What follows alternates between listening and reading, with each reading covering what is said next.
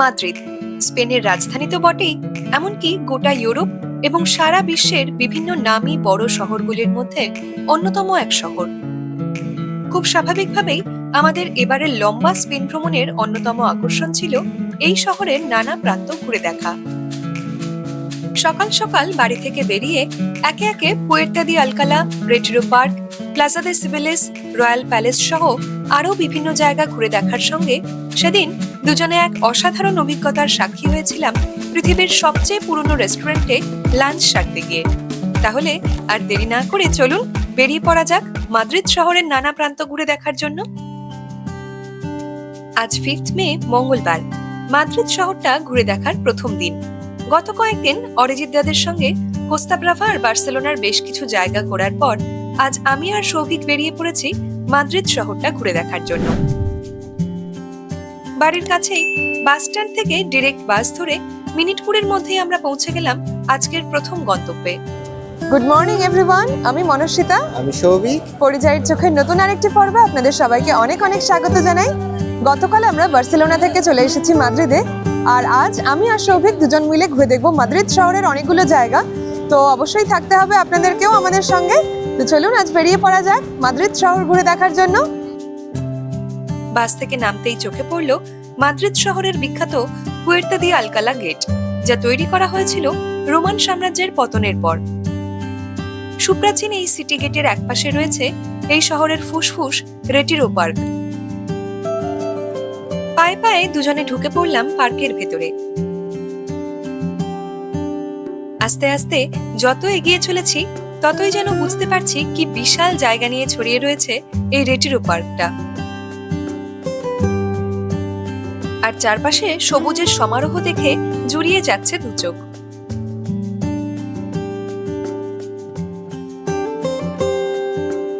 হাঁটতে হাঁটতে কিছুটা এগোতেই আমরা পৌঁছে গেলাম পার্কের অন্যতম আকর্ষণ বিশাল লেকের কাছে। গরমকালে এপ্রিল টু সেপ্টেম্বর সকাল 6টা থেকে মাঝরাত পর্যন্ত, আর শীতকালে অক্টোবর থেকে মার্চ মাস সকাল 6টা থেকে রাত 10টা পর্যন্ত খোলা থাকে এই পার্ক। আজকেও ইতিমধ্যেই স্থানীয়দের পাশাপাশি আমাদের মতো বহু পর্যটক ভিড় করেছেন রেটিরো পার্কে। আর আজ দিনটাও খুব সুন্দর, রোদ ঝলমলে, বেড়ানোর জন্য একদম উপযুক্ত একটা দিন। ঘুরতে ঘুরতে পার্কের এক কোণে চোখে পড়লো কলকাতার ময়দান অঞ্চলে যেমন দেখা যায় তেমনি ঘোড়ায় চড়ে টহল দেওয়া সিটি পুলিশ। আমরা এখন দেখতে যাচ্ছি পালাসিও দ্য ক্রিস্টাল, মানে ক্রিস্টাল প্যালেস। তো এই পার্কের ভেতরে এরকম কাঁচের তৈরি বা ক্রিস্টালের তৈরি একটা প্যালেস বানানো আছে।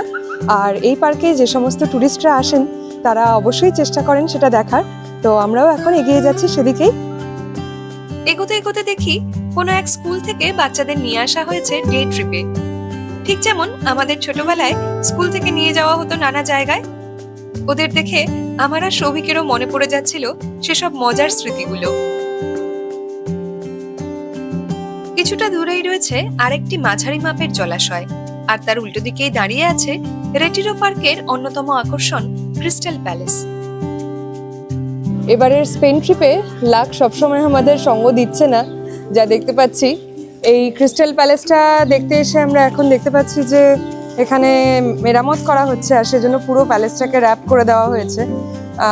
এরকম হতেই পারে, সবসময় তো প্ল্যান অনুযায়ী হয় না ট্রিপে, তো মেনে নিতে হবে, সেটা কিছু করার নেই। কিন্তু যদি দেখতে পেতাম তাহলে জিনিসটা কেমন দেখাতো। এখানে বাইরে কিছু ছবিতে আপনাদেরকে দেখাই। এই হচ্ছে ক্রিস্টাল প্যালেস, আর তার সামনে যে লেকটা রয়েছে সেটা তো অলরেডি আপনাদেরকে দেখালাম। এত সুন্দর একটা প্যালেস এই বিশাল বড় পার্কের ভেতর রয়েছে, কিন্তু আমাদের দুর্ভাগ্য যে সেটা আমরা দেখতে পারলাম না আর আপনাদের সঙ্গেও শেয়ার করতে পারলাম না এই মুহূর্তে। এখানে যা বলছে 2027-এ এটার রেস্টোরেশন প্রসেসটা কমপ্লিট হবে। তো এই রেস্টোরেশনের কাজ চলার জন্যই এখন আপাতত এই পুরো প্যালেসটাকে ঢেকে রাখা হয়েছে, মেরামতির কাজ চলছে। তো এইটাও একটা আক্ষেপ থেকে গেল এই মুহূর্তে আমাদের। ক্রিস্টাল প্যালেস তো এ যাত্রা দেখা হলো না, তাই এবার দুজনে পা বাড়ালাম প্যালেসিও দে ভেলাস্কুয়েজের দিকে। কিন্তু প্যালেসের কাছে আসতেই বাইরের সাইনবোর্ড দেখে আবার মন খারাপ হয়ে গেল আমাদের। এই বিল্ডিংটিও রেনোভেশনের জন্য আপাতত বন্ধ রয়েছে। এই মুহূর্তে দুজনেরই একটু মনটা খারাপ হয়ে যাচ্ছে, কারণ আমরা জানতাম না যে এরকম হবে। এতগুলো জায়গা রয়েছে এই পার্কের ভেতরে, অথচ প্রায় সবগুলোতেই রেনোভেশনের কাজ চলছে। তো কিছু করার নেই, যেটা আগেও বলছিলাম, এরকম হতেই পারে। ট্রিপের মাঝখানে যেরকম প্ল্যান অনুযায়ী হয়তো এলেন, সেটা হয়তো দেখতে পেলেন না কোনো কারণে, সেটা আবহাওয়া হোক বা এই ধরনের কোনো কারণ। যেরকম গতকালও আমরা যখন বার্সেলোনাতে ঘুরছিলাম, বার্সেলোনা সি বিচে যেতে পারলাম না, প্রচণ্ড বৃষ্টি হয়ে গিয়েছিল বলে। তো ঠিক আছে, কিছু করার নেই। এখান থেকে কিছুটা এগোতেই আমরা এবার পৌঁছে গেলাম রেটিরো পার্কের আরেক বিশেষ আকর্ষণ কিং আলফোন্সো 12 এর মনুমেন্টের কাছে। 1922 সাল নাগাদ তৈরি এই গ্র্যান্ড আর্কিটেকচারটি দেখতে যেমন সুন্দর, তেমনি বেশ অনেকটা জায়গা নিয়ে দাঁড়িয়ে রয়েছে পার্কের বড় লেকটির পাশে।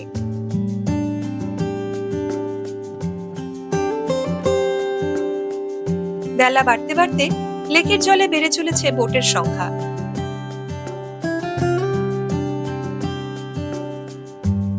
মনুমেন্টের সামনে খানিকটা সময় কাটিয়ে বেশ কিছু ছবি তুলে নিলাম আমি আর সৌভিক।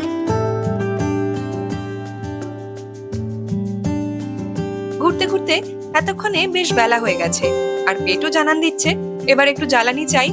অতএব সঙ্গে আনা স্যান্ডউইচ আর কোল্ড কফি দিয়ে টিফিন সেরে নিলাম দুজনে। খাওয়া দাওয়া সেরে পার্ক থেকে বেরিয়ে আবার এগোতে লাগলাম মাদ্রিদের রাস্তা ধরে। যেতে যেতে রাস্তায় চোখে পড়ল সিটি ট্যুরের হপ অন হপ অফ বাস। এতে চড়েও শহরের বিভিন্ন জায়গা ঘুরে দেখতে পারেন পর্যটকরা। রেটিরো পার্ক থেকে কিছু দূর হাঁটা পথেই মেইন রোডের ওপর দাঁড়িয়ে রয়েছে প্লাজা দে সিবেলেস সিটি হল। অসাধারণ সুন্দর এই বিল্ডিংটি একসময় ব্যবহৃত হতো শহরের মেইন পোস্ট অফিস হিসেবে। রাস্তার উল্টো দিকেই রয়েছে আরেকটি বিশেষ বিল্ডিং, ব্যাংকো দে ইস্পানা। এই বিল্ডিংটিও বাইরে থেকে দেখে প্রথম দর্শনেই মুগ্ধ হয়ে যাওয়ার মতো। এই জায়গাটা হলো শহরের বিখ্যাত শপিং ডেস্টিনেশন গ্র্যান্ড ভিয়া। গোটা ইউরোপ জুড়েই আপনি যে শহরেই যান না কেন, প্রায় সব শহরেই এরকম প্রচুর বিল্ডিং রয়েছে যেগুলো দেখে ভীষণ সুন্দর লাগে। অবশ্যই সেগুলো দেখতে যেমন সুন্দর, বানানোও হয়েছে সেভাবে। আর সব থেকে বড় কথা, অনেক পুরনো পুরনো বিল্ডিং রয়েছে যেগুলো খুব ভালোভাবে সংরক্ষণ করা হয়েছে। তো সেই জন্য বিল্ডিংগুলো ভালো কন্ডিশনে রয়েছে। তো রাস্তায় ঘুরতে ঘুরতে চারদিকে আপনি যত দেখবেন আপনার মনে হবে যে তাকাবে সেদিকে। হ্যাঁ, সত্যিই তাই, মানে মনে হচ্ছে যেন কোনটা ছেড়ে কোনটা দেখি। হয়তো সেরকম কোনো মানে বিশেষ কোনো বিল্ডিং নয়, কিন্তু সেটাও এত সুন্দর করে তৈরি করা বা সেটা মেনটেন করেছে এত ভালো করে যে মুগ্ধ হওয়া ছাড়া আর কোনো উপায় থাকে না। আর চারপাশে পরপর যখন আপনি এত সুন্দর সুন্দর বিল্ডিং দেখবেন, আপনার সবই ভালো লাগবে, সবই মনে হবে ছবি তুলি বা ভিডিও করে রাখি। দেখতে দেখতে আমরা চলে আসলাম ফোর সিজন হোটেলের কাছে। মেট্রো স্টেশন থেকে একটু এগোতেই রয়েছে ফোর সিজন হোটেল। সারা বিশ্বে ফোর সিজন হোটেল এবং রেস্টুরেন্টস চেইনের মধ্যে অন্যতম আল্ট্রা লাক্সারি হোটেল এই বিশাল বিল্ডিংটি।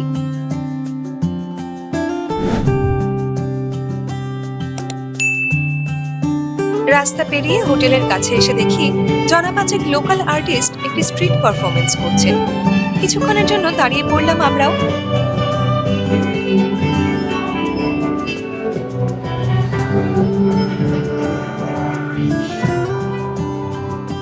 তারপর আবার এগিয়ে চললাম পরবর্তী গন্তব্যের দিকে।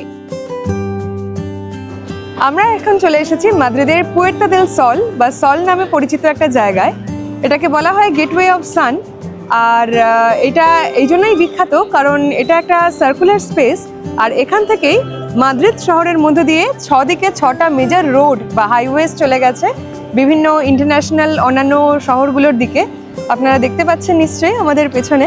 আর এটা খুবই ইম্পর্টেন্ট একটা জায়গা হিস্টোরিক্যাল দিক থেকে বা ঘুরতে আসা ট্যুরিজমের দিক থেকে। হ্যাঁ, তো সবাই এখানেই ঘুরতে আসে মোটামুটি। মাদ্রিদে যারাই বেড়াতে আসেন তারা অবশ্যই সলে বেড়াতে আসেন, এখানে ছবি তোলেন। এই মুহূর্তেও আপনারা দেখতে পাচ্ছেন চারদিকে প্রচুর টুরিস্ট রয়েছেন। আর একদম স্কোয়ার, একটা মার্কেট স্কোয়ার বলা যেতে পারে এই জায়গাটাকে। চারদিকে প্রচুর দোকানপাট, রেস্টুরেন্টস এইসব রয়েছে, প্রচুর বিল্ডিংস, আর চলে গেছে 6 দিকে 6টা রাস্তা। আমি আর সৌভিক যদিও নতুন যে কোনো জায়গা পায়ে হেঁটে ঘুরতে পছন্দ করি, তবে এখানে কিন্তু টুরিস্টরা রেন্টেড বাইক নিয়েও ঘুরতে পারেন শহরের বিভিন্ন জায়গায়। হাঁটতে হাঁটতে একটা গলির ভেতর এবার ঢুকলাম এক সুভেনির শপে। আর অসংখ্য সুন্দর সব ম্যাগনেটের মধ্যে থেকে বেছে নিলাম আমাদের পছন্দের একটা ম্যাগনেট। এখান থেকে আরেকটু দূরেই রয়েছে মাদ্রিদের আরেকটা স্কোয়ার, প্লাজা মেয়র। হ্যাবসবার্গ মনার্কির সময় তৈরি এই সিটি স্কোয়ারটি বিভিন্ন রয়্যাল সেরেমনি, পাবলিক সেলিব্রেশনস আর মার্কেট এরিয়ার জন্য গুরুত্বপূর্ণ হয়ে ওঠে। এখন ঘুরতে ঘুরতে লাঞ্চ টাইম হয়ে গেছে, আর এবার আমাদের আজকের ডে ট্রিপের সব থেকে এক্সাইটিং পার্টটা শুরু হতে চলেছে। কারণ এখন আমরা দুজন চলে যাব ওয়ার্ল্ডের তথা এই মাদ্রিদ শহরের সব থেকে পুরনো যে রেস্টুরেন্ট সবরিনো দি বোতিন, সেখানে প্রায় 300 বছরের বেশি সময় ধরে এই রেস্টুরেন্টটা সার্ভ করে চলেছে এখানে আসা সমস্ত মানুষদের। তো আমরা যখন এখানে ঘোরার প্ল্যানটা করেছিলাম তখনই আমরা মাথায় রেখেছিলাম যে এই রেস্টুরেন্টটাতে যাওয়ার চেষ্টা করতেই হবে। তো এখন আমরা এখান থেকে চলে যাব সেই রেস্টুরেন্টটাতে। মার্কেট আর রেস্টুরেন্টস এর ভিড় কাটিয়ে কিছু দূর যেতেই আমরা পৌঁছে গেলাম রেস্টুরেন্ট সবরিনো দি বোতিনের সামনে। রেস্টুরেন্টের বাইরে এর অত্যন্ত গর্বের ইতিহাসের সঙ্গেই ডিসপ্লে করা আছে 300 বছর ধরে সার্ভ করে চলা প্রায় অপরিবর্তিত মেনু এবং গিনেস ওয়ার্ল্ড রেকর্ডের একটি কপি। আরেক পাশে ডিসপ্লে করা আছে বোতিনের আন্ডারগ্রাউন্ড ফ্লোর সহ প্রতিটি ফ্লোরের মিনিয়েচার ভার্সন।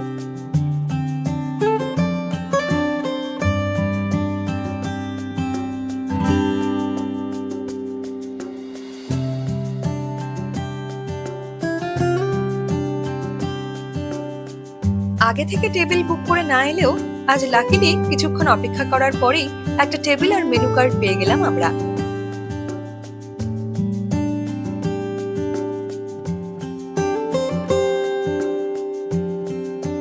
ঐতিহ্য অনুযায়ী এখানকার বিভিন্ন খাবারের দামও বেশ ঠিকঠাকই মনে হলো। আমাদের পছন্দের কয়েকটা খাবারের অর্ডার দিয়ে এক ফাঁকে আমি ঢু মেরে এলাম উপরের ফ্লোরগুলোতে। আর অবশ্যই ভিডিও তোলার জন্য পারমিশন নিয়ে নিয়েছিলাম। আদ্যন্ত কাঠের ফ্রেমে সাজানো সিঁড়ি উঠে গেছে ওপরের দুটো ফ্লোরে। সেই সঙ্গে রয়েছে দেওয়ালে পুরনো স্টাইলের টাইলসের কাজ আর সিলিং এ কাঠের কড়িবর্গা।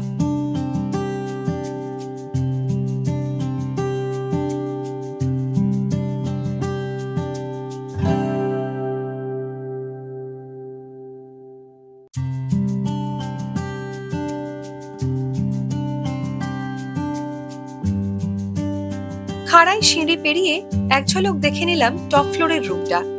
ততক্ষণে সৌভিক ফোন করে জানালো আমাদের ড্রিঙ্ক সার্ভ করে দিয়েছে। এখানে বলে রাখি, খাবারের ব্যাপারে অন্য কোনো ছুঁতমার্ক না রেখে আমরা দুজনেই লোকাল খাবার ট্রাই করে দেখতে পছন্দ করি। স্রেফ পরিচ্ছন্নতা, স্বাদ, গন্ধ ভালো লাগলেই হলো। আজও আমরা প্রথমে নিয়েছিলাম স্পেনের বিখ্যাত পানীয় সাংগ্রিয়া, আর তার সঙ্গে ছিল scrambled egg with salmon and complimentary bread. একটা কোজি কর্নারে বসে খাবারের স্বাদ উপভোগ করতে করতেই চলে এলো আমাদের পরবর্তী ডিশ। মেন কোর্সে ছিল পোয়ো ক্যাম্পেরো এন্ড পেপিটোরিয়া নামে একটা চিকেন আইটেম আর লোকাল রাইস। সবকটা আইটেম বেশ ভালো লাগলেও আমাদের মন জিতে নিয়েছিল শেষ পাতের এই অসাধারণ চিজ কেকটা। এমন সুস্বাদু চিজ কেক খুব কমই খেয়েছি। খাওয়া দাওয়া শেষ করে বিল মিটিয়ে উঠতে যাব এমন সময় রেস্টুরেন্টের এক পুরনো স্টাফ আমাদের আমন্ত্রণ জানালেন বোতিনের আন্ডারগ্রাউন্ড সেকশন এবং নিজস্ব আন্ডারগ্রাউন্ড ওয়াইন সেলার দেখার জন্য। এমন সুযোগ কি আর হাতছাড়া করা যায়? অতএব তার পেছন পেছন এগিয়ে চললাম আমরা দুজন। আলো আঁধারি সিঁড়ি পেরিয়ে নিচে নামতেই টের পেলাম সেলারের বহু পুরনো ওয়াইন বটল হোল্ডার, ধুলোর পরত জমা বোতলের সারির সঙ্গে এখানে যেন থম মেরে আটকে রয়েছে অদ্ভুত এক পুরনো গন্ধ আর থেমে যাওয়া সময়ের চিহ্ন। দেখতে দেখতে যেন আমরা অনুভব করতে পারছিলাম গা শিরশির করা অদ্ভুত এক অনুভূতি। বেশিক্ষণ তো এখানে থাকা সম্ভব নয়, তাই মিনিট দুয়েকের মধ্যেই উপরে উঠে এলাম আমরা।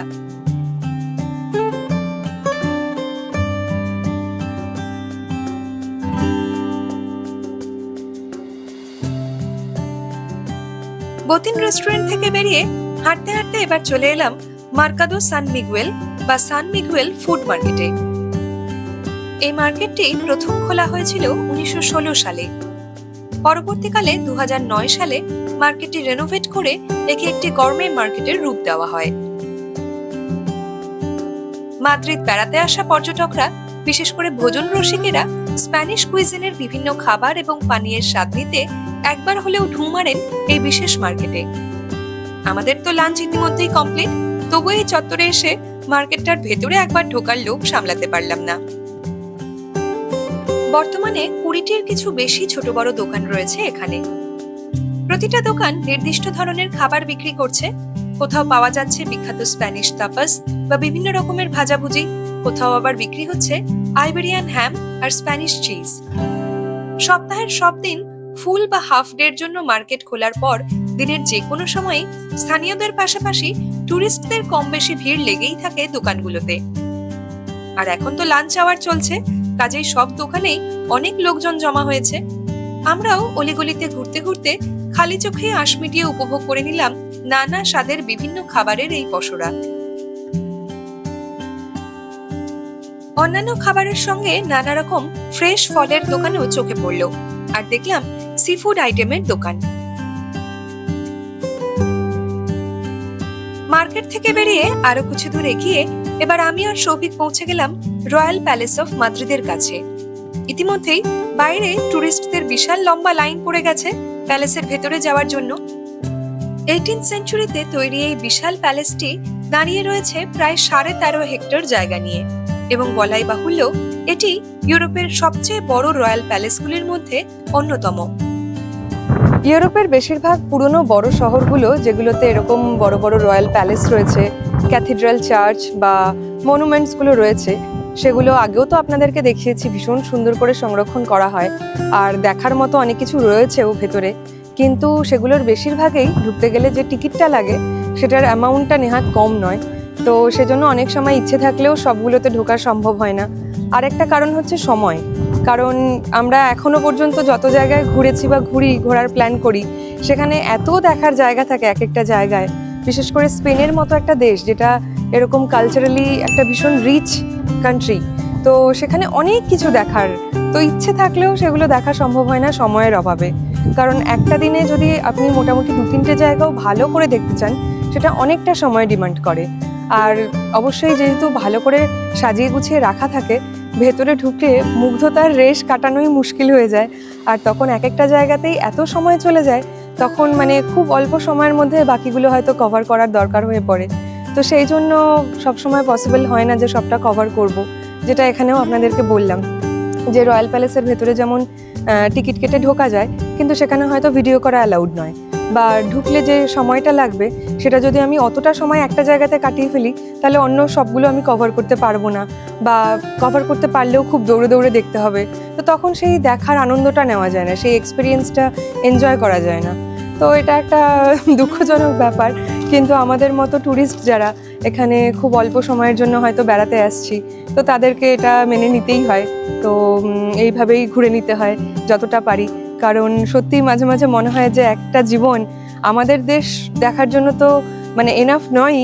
আর এখানে এখন আছি বলে যেই জায়গাগুলো আমরা ঘোরার সুযোগ হয়তো পাচ্ছি বা চেষ্টা করছি যতটা সম্ভব সাধ্যের মধ্যে বা সময়ের মধ্যে, তো সেটাও মন খারাপ হয়ে যায় ভাবতে গেলে। কিন্তু যেটুকু পাচ্ছি সেটা আবার আনন্দও দেয়, ওটাই একটা খুব দামি অভিজ্ঞতা হয়ে থেকে যায় আমাদের কাছে। প্যালেসের এক পাশের ভিউ পয়েন্ট থেকে সবুজে মোড়া মাদ্রিদ শহরের একটা সুন্দর দৃশ্য দেখা যায়। এত আধুনিক একটা শহরের মধ্যেও সবুজের এত প্রাচুর্য দেখে চোখ আর মনের আরাম হয় যেন। প্যালেস চত্বর থেকে আমরা এবার চলে এলাম পাশেই আলমোদেনা ক্যাথিড্রালের সামনে। টলেডো থেকে স্পেনের রাজধানী যখন মাদ্রিদে পরিবর্তন করা হয়, তখন এখানে একটি নতুন ক্যাথিড্রালের প্রয়োজন হয়ে পড়ে। 1883 সাল নাগাদ এই ক্যাথিড্রাল তৈরির কাজ শুরু হলেও তা শেষ হতে সময় লেগে যায় প্রায় 100 বছরের কিছু বেশি। 1993 সালে তৎকালীন পোপ জন পল II এই চার্চের পবিত্রকরণ করে এর পথ চলার সূচনা করেন। ক্যাথিড্রালের ভেতরে নজরকাড়া রঙিন কাচের মোজাইক করা বাইবেলের বিভিন্ন কাহিনী, ভার্জিন অফ আলমুদেনা অল্টার এবং ক্রুশবিদ্ধ যিশুর মূর্তির পাশাপাশি চোখে পড়ে নিও গথিক ইন্টেরিয়র ডিজাইন। আর এসবের সঙ্গে অবশ্যই নজর কেড়ে নেয় ক্যাথিড্রালের অসাধারণ সুন্দর সিলিং এবং পাইপ অর্গানটি।